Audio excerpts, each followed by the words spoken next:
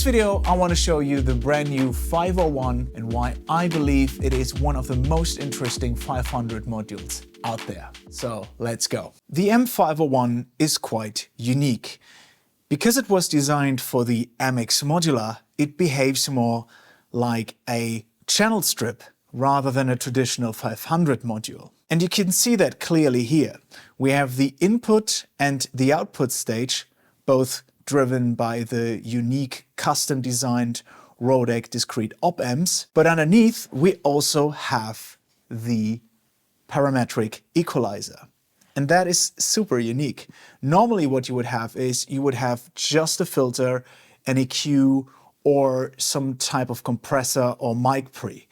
But in this case, I have a mic pre, I have a line pre, and I have a beautiful 3-band EQ with 2 fixed shelves and a sweepable mid EQ. And that is super, super cool because as much as I love the 500 system, I would like to have as much functionality in that small space as possible. And that's what I get with the M501.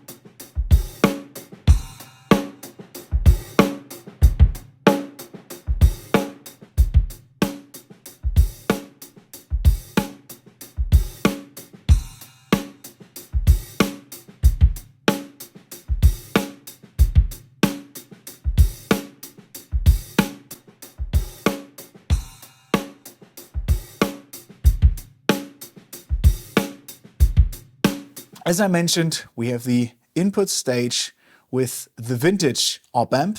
Then we have the output stage with the modern op amp. So the idea is that you drive the input stage of the M501 with the mojo of the vintage amp, and then you control the output stage with the modern op amp.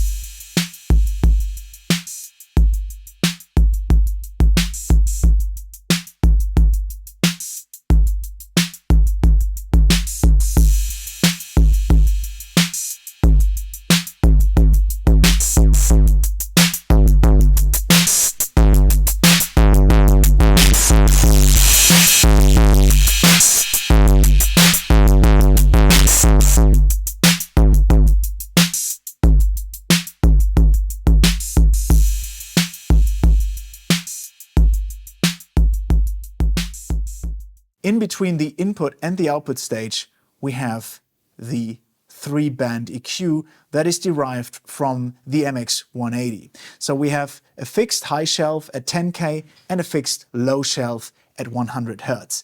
Really grabby, really aggressive sound, love it. I'm quite used to the MX180 sound, and what I can say is that this EQ is a little bit more silky, smooth and creamy. And it makes sense because we have those beautiful, nice sounding discrete op amps in the signal path that the original MX180 didn't have. So it makes total sense for me.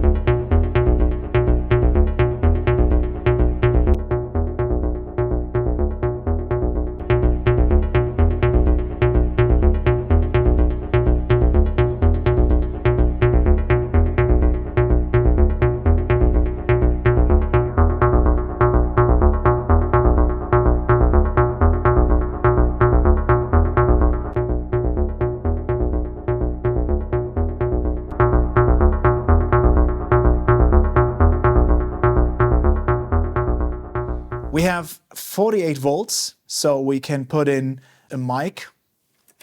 We have high Z input. Traditionally, that is used for the classic stuff like DI bass or anything like that. But what Rodec is also suggesting is that you can use that with your traditional drum machines like a 909 or 808, and that gives you a little bit more transient response and creaminess. So try that out as well on your traditional sources. Then we have the pad that reduces the input stage by 20 dB. We have a phase switch to change the phase of the signal. And then of course again the narrow EQ, and then we have the EQ in and out switches. So you can take out the EQ if you want to.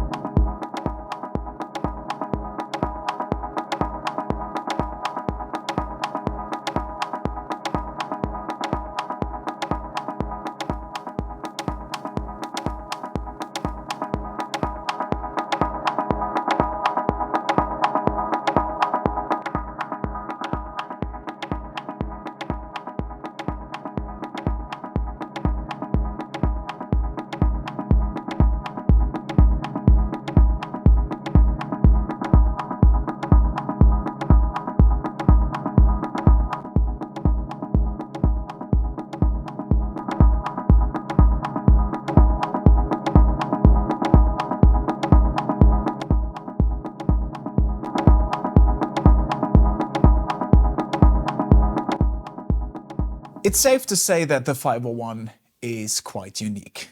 I love its sound, I love the dual op-amp design, and I love the fact that I have a line preamp and a super usable EQ, both in a 500 slot.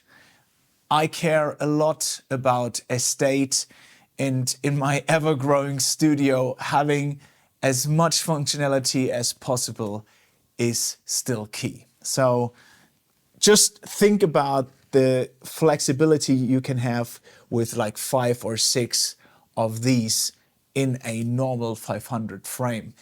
It's very, very cool. It's like having a small, super nice front end that is derived from a mixing console. So it's super, super nice to have that as your recording front end. Love it, sounds great on synths, makes the whole mid-range kind of sing.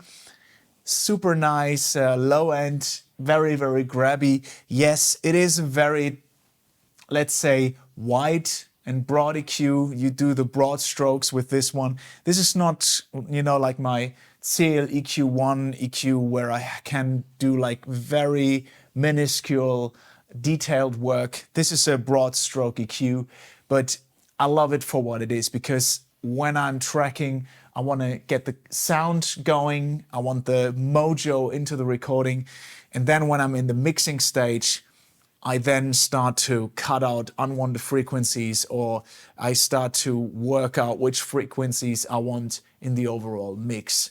So that being said, I think this is a perfect recording front end, and I love it.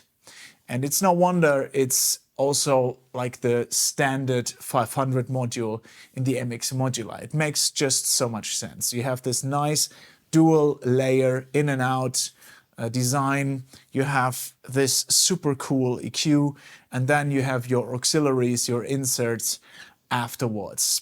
Makes a whole lot of sense. It's safe to say that the 501 is not just for people that want to have the MX Modular at some point. It is for every recording engineer out there. It is just a whole lot of fun to use this module. I would just put it into my normal rack next to some compressors and to some other devices that gave me that really nice mojo sound. And I know once I start to really like to get into the mid-range, into the saturation with these super nice modules, I get very close and very fast to my desired sound. All right, that was my overview of the M501 from Rodec, and I hope you enjoyed this video. If you have any questions about the M501, about the MX Modular, or any other video on my channel, let me know in the comment section below, and I'll see you in the next video.